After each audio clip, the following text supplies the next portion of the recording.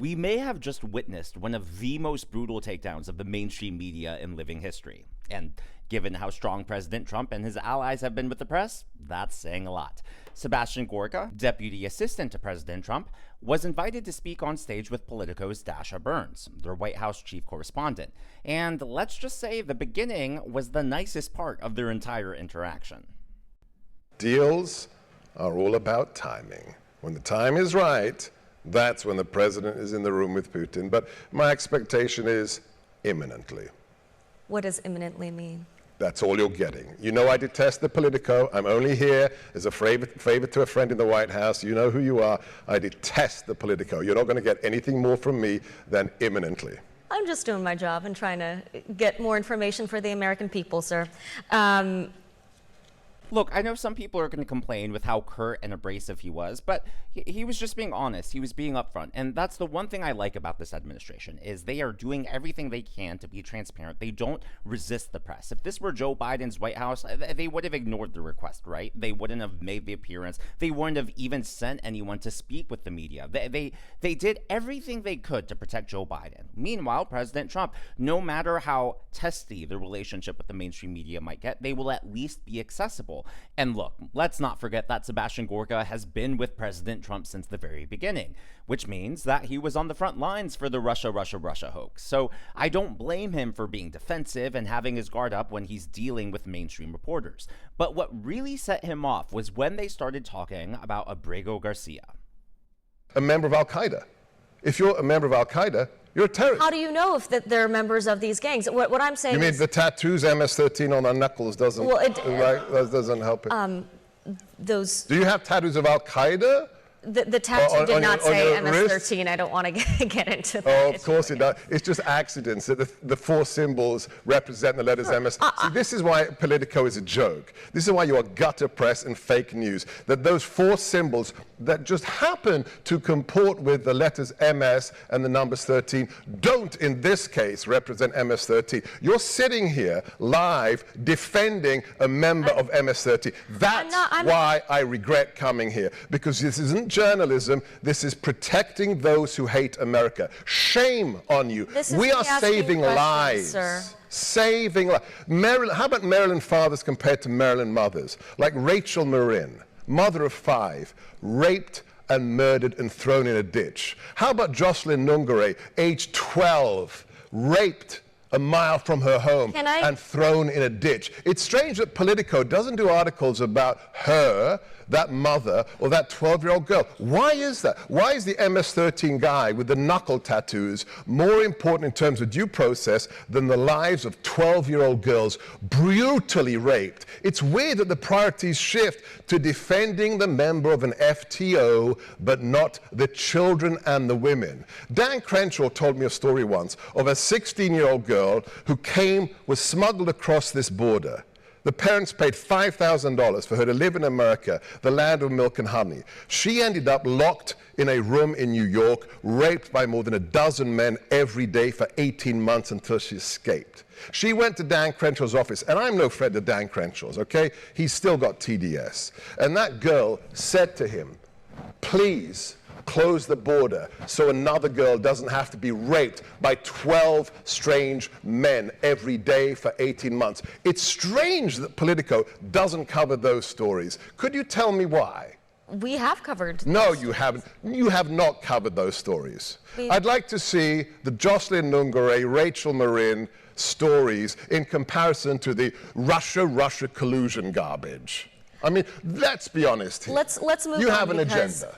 So you heard Dasha Burns, in her own words, we have covered those stories. Well, that's funny because I went to Politico.com, your own website, and I typed in Jocelyn Nungare and take a look at what came up. Only one result. Is her name even in the title? No, because the article wasn't about her. Instead, she was referenced in this one article. It's basically talking about a speech that Trump gave and how he invited Alexis Nungare, the mother, to speak about her 12-year-old daughter.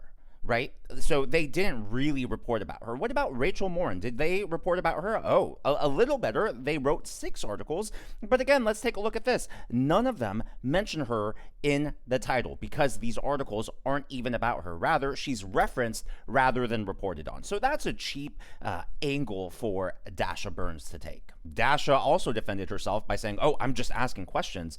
Oh, really? Because I seem to recall a minute ago, you were pushing back. You were debating on the notion whether the tattoos referenced MS-13. Now, look, you could argue that because it doesn't literally spell out MS-13, that's not what it stands for. But she didn't provide any counter arguments. She didn't actually debate him. She just attempted to push back. She attempted to fact check him, and we saw how that went. But what I really like about Sebastian Gorka's response is how quickly and effortlessly he referenced Jocelyn Nungaray, not once, but multiple times. He didn't even have to think about it. Like, it was just off the tip of his tongue. And the reason I bring that up, look, let me be very clear. The victims of crimes from illegal immigrants are horrific no matter what. I'm not going to rank them because they shouldn't be ranked. They're all equally awful.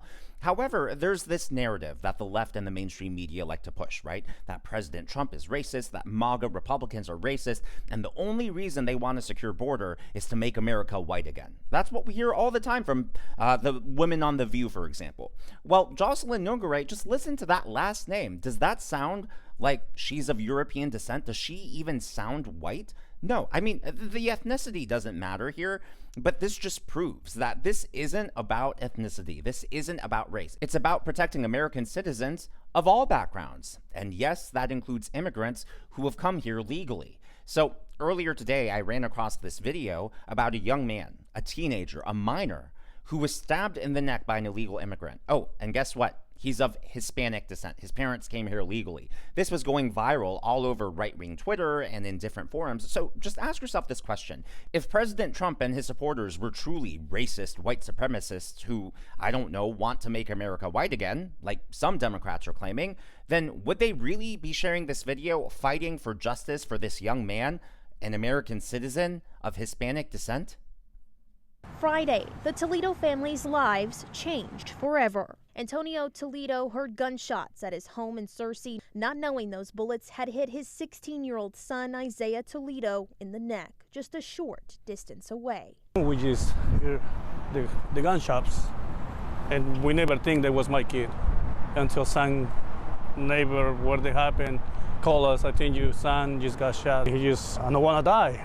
I want to die, and he just, I mean, there was just, we don't know what to do in the moment. Toledo was rushed to Arkansas Children's Hospital in Little Rock, where they were told Isaiah was almost completely paralyzed, only able to feel from the chest up. He can only reach his arms to this point, but there is no movement in his fingers. He was a good kid, with respect, and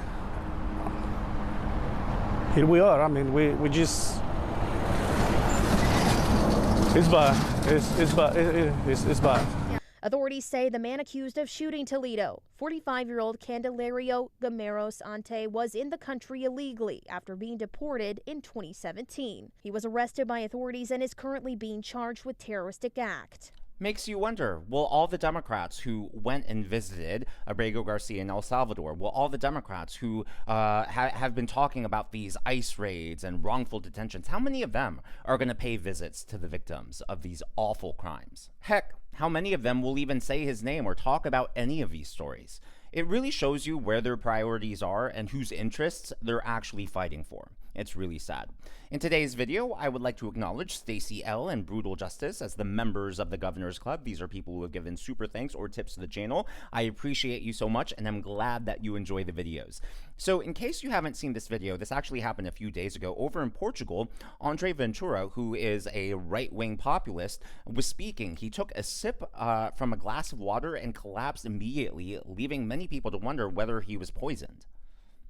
Chega! Chega! Porque temos que acabar com este país em que andam a viver.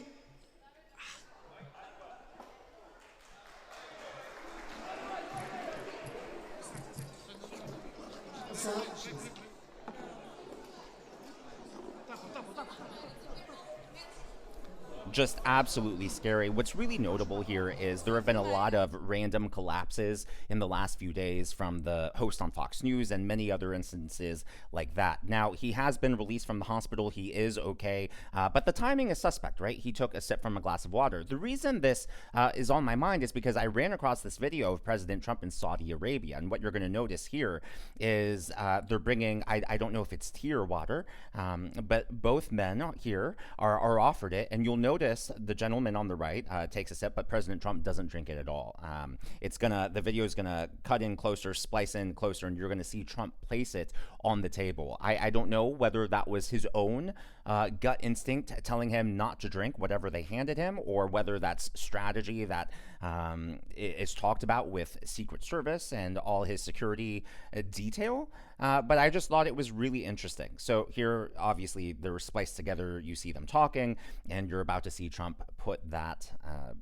It looks like the things you swish mouthwash with, like from the dentist, he puts it on the table, doesn't drink it. So gotta love that. Well, returning to the main topic of the video, and speaking of Trump's safety, it wasn't just Politico that was humiliated earlier today. A Washington Post reporter attempted to trap Senator Mark Mullins in a gotcha question regarding President Trump accepting a $400 million jet from Qatar. Here was his response. Senator, could I get your reaction to Trump doubling down on accepting the $400 million jet from Qatar? I have zero issue with it. You have zero issue with it? Do you think it raises ethics concerns or national security concerns? You ever been to New York and saw the Statue of Liberty? That was a gift too. Do you have any safety concerns about, this coming from a foreign government? And So you know anything about safety and our security and our intel? Do you know anything about it? So do you think we're really going to take a plane and not strip it and put all the Air Force One stuff in it, even if it came brand new from the factory? If you don't understand that basic knowledge, then you probably shouldn't be reporting on it. I know when the history books are written, they're going to talk about President Trump's legacy in terms of his policy achievements, right? But I think one of his greatest achievements is he actually gave Republicans a spine. He gave them a backbone. He finally taught Republicans how to fight back against the mainstream media, and I think he needs to be remembered for that. But as always, all of that is just my analysis and commentary. That's what's going on in the world of politics from my point of view, and I would love to hear from you. So, Portugal's Andre Ventura, what do you think happened there? Do you think he was poisoned, or do you think it was just a coincidence in timing that, he had issues with his throat immediately after he drank from that cup of water? If there's any other explanation, let me know down in the comments. If you haven't already, please be sure to give me a thumbs up. I know it's a simple thing to ask for, but it really does help me reach more viewers like you in the algorithm. Be sure to smash that subscribe button and to check out one of these videos.